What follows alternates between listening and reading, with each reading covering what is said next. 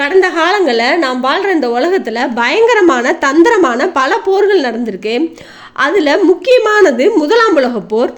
தேசப்படைகள் நடத்திய அந்த முதலாம் உலகப் போரில் கள்ளிப்போலி போருக்கு இந்தியாவிலிருந்து அனுப்பப்பட்ட போர் வீரர்களை 10ல் ஒருத்தர் இறந்து போனாங்க. இருதரப்பிலும் 1,25,000 போர் வீரர்கள் இறந்து போன இந்த பிரம்மாண்ட கள்ளிப்போலி போரில் 16,000 வீரர்களை கொண்ட இந்த இந்திய சிப்பாய்கள் குழுக்கு என்னாச்சு அப்படிங்கிறத பற்றி தான் இன்னைக்கு பார்க்க போகிறோம். இந்த வீடியோ உங்களுக்கு புரியணும்னா இதுக்கு முன்னாடி முதல் உலக போரில் இந்திய மக்கள் திடீர் சிப்பாய்களாக மாற்றியது ஏன் பார்ட் 1 டிஸ்கிரிப்ஷனில் லிங்க்ல இருக்கும். ப்ளீஸ் செக் பண்ணி பாருங்க. வணக்கம், இது விட்னஸ் ஹிஸ்ட்ரி. நான் அருணா. கள்ளிப்போலி போர் தொடங்கிய நிகழ்வை பார்த்தோம்னா, முதலாம் உலக போர் ஆரம்பித்த உடனே ஐக்கிய நாடுகளான ஆஸ்திரிய ஹங்கேரியும் ஜெர்மனும் தங்கள் நாட்டுக்கு மேற்கு பக்கத்தில் இருக்கும் பிரான்சும் பிரிட்டனும் தங்களோட நிலப்பரப்பை பயன்படுத்தி மற்றொரு நேச நாடான ரஷ்யாவை அடைய முடியாதபடி நிலச்சாலைகளை மூடினாங்க. இதனால நேச நாடுகளான பிரான்சும் பிரிட்டனும் ரஷ்யாவை தொடர்பு கொள்றதுக்கு என்னென்ன மாற்று வழி இருக்குன்னு ஆராய்ஞ்சாங்க. இப்போ கடல் மார்க்கமா மட்டும்தான் ரஷ்யாவை அடைய முடியும் அப்படின்ற சூழ்நிலை இருந்துச்சு. இதுல ஆர்டிகல் கடல் முழுக்கமும் பனியால சூழப்பட்டிருந்துச்சு. தூரக்கிழக்குல இருக்கிற ஒகாட்ஸ் கடல் பகுதியும் பனிக்கட்டிகள் நிரம்பியதா இருந்தது. ரஷ்யாவை இந்த பாதைகள் வழியா அடைய முடியாதபடி இருந்துச்சு. ஐரோப்பியாவின் முக்கிய கடல் போக்குவரத்தான பால்டிக் கடல் பகுதியும் உண்மையான ஜெர்மன் கடற்படையால பாதுகாக்கப்பட்டுச்சு. இப்ப அவங்களுக்கு இருக்கிற ஒரே மார்க்கம் ஓட்டோமன் பேரரசுக்கு சொந்தமான டார்டனல்ஸ் ஜலசந்தி மட்டும்தான் ஓட்டோமன்கள அனுமதி கேட்கிறாங்க. இதுக்கு முன்னாடி இந்த ஜலசந்திய நேச நாடுகள் தந்திரமா கைப்பற்ற முயன்ற காரணத்தினால ஓட்டோமன் பேரரசு போக்குவரத்துக்கு அனுமதி மறுக்கிறாங்க. இந்த சமயத்துல பிரிட்டன் அரசாங்கம் ஒரு முயற்சி மேற்கொள்றாங்க. ஓட்டோமன் பேரரசுக்கு ஒரு பெரிய தொகை லஞ்சம் கொடுக்கவும் முன் வர்றாங்க. ஆனா ஓட்டோமன் பேரரசர் இந்த முயற்சியை நிராகரிக்கிறாரு. ஓட்டோமன் பேரரசின் பலத்தை குறைவா மதிப்பிடுற பிரிட்டன் பிரதமர் சர்ச்சில் டார்ட்னஸ் ஜலசந்தியை கைப்பற்ற உத்தரவிடுறாரு. 16,000 வீரர்களை கொண்ட இந்திய குழு 1914ஆம் ஆண்டு அக்டோபர் இறுதியில கிளம்பி எகிப்துக்கு வந்துடுறாங்க. எகிப்துல இருந்து கள்ளிப்போலி போர் முனைக்கு வர்றாங்க. இந்திய சிப்பாய்கள்கிட்ட எந்த நாட்குறிப்பும் கிடையாது. அவங்க எழுத்தறிவு இல்லாதவங்களா இருந்தாங்க. எங்க எதுக்காக வேண்டி போர் நடக்குதுன்னே தெரியல. இந்தியாவிலிருந்து புறப்பட்ட 16,000 பேர் கொண்ட இந்த 29வது பிரிட்டிஷ் இந்திய ஆர்மியில 4 பட்டாலியன்கள் படைப்பிரிவும் 14வது சீக்கிய பிரிவு ஒன்றும் 69வது 89வது பஞ்சாபிகள் படைப்பிரிவும் 1.6 கூர்காக்கள் பிரிவும் அடங்கி இருந்துச்சு. இந்திய மியூசுவல் கார்ப்ஸ் என்ற கோவேறு கழுதைப்படை பகுதியா இருந்துச்சு. இந்த படைக்கு 4,316 இந்திய கோவேறு கழுதைகளும் 2,000 மண்டிகளும் பயன்படுத்தப்பட்டுச்சு.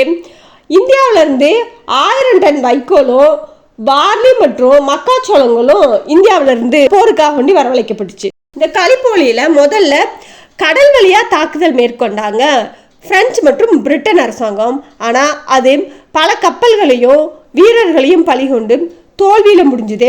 அதன் பிறகு காலாட்படையை உபயோகப்படுத்தினாங்க. இந்திய காலாட்படை மே 1ஆம் தேதி முதல் ஜூலை 10 வரை ஹெலால் பகுதியில் நிறுத்தப்பட்டுச்சு.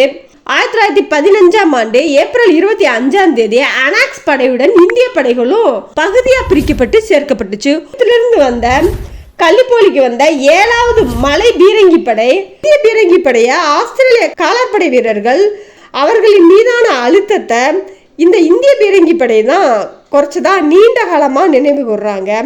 ஆஸ்திரேலிய நியூசிலாந்து கூட்டுப்படை வீரர்களை அன்சாக் பதிவுகள் மூலம் பதிவு செஞ்சாங்க. ஆஸ்திரேலிய நியூசிலாந்து வீரர்கள் அன்சாக் என்ற பெயர்ல அழைக்கப்பட்டாங்க. இந்த அன்சாக் படை வீரர்கள் தினமும் பதிவேடுகளை பராமரிச்சாங்க. இந்திய வீரர்களோட தியாகமும் வீரமும் ஆஸ்திரேலிய அன்சாக் பதிவுகள் மூலமும் போர் பகுதியில் இருந்த ஆஸ்திரேலிய வீரர்கள் தங்கள் குடும்பத்துக்கு எழுதிய கடிதங்கள் மூலமும் இந்திய சிப்பாய்களை பற்றி அறிய முடியுது. இதுல கரம்சிங் என்ற இந்திய காலாட்படை வீரரின் துணிச்சலை பற்றி பல குறிப்புகளை ஆஸ்திரேலிய வீரர்கள் தங்கள் குடும்பங்களுக்கு எழுதிய கடிதத்தில் பிரமிப்புடன் எழுதியிருக்காங்க.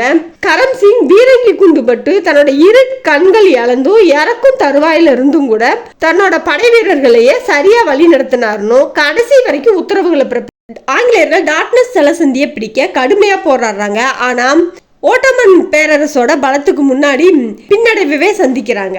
இருந்தாலும் தொடர்ந்து போராடுறாங்க. சூயஸ் கால்வாயின் பாதுகாப்பு அணியில இருந்து விடுவிக்கப்பட்டு 1915ஆம் ஆண்டு ஏப்ரல் மாதம் இறுதியில எகிப்துல இருந்து கலிப்போலி வந்தாங்க. தரையிறங்கி காவல் பணி காக்கப்பட்டது. 9ஆம் தேதி 87வது பிரிட்டிஷ் படைப்பிரிவு விடுவிக்கப்பட்டுச்சு. மே 12ஆம் தேதி இந்த கூர்கா படைப்பிரிவு 29வது படைப்பிரிவுல சேர்க்கப்பட்டுச்சு.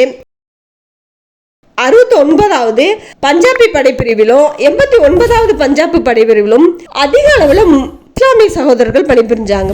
இதனால ஓட்டோமன் பேரரசு ஒரு இஸ்லாமிய சமூகத்தை சேர்ந்த கிலாபத் இயக்கத்தை தொடங்கிய ஓட்டோமன் பேரரசும் இஸ்லாமிய சகோதரர்களும் நேரடி உறவு இருக்கிறதுனால ஆங்கிலேயர்கள் இந்திய இஸ்லாமிய சிப்பாய்களை பார்த்து அஞ்சுறாங்க.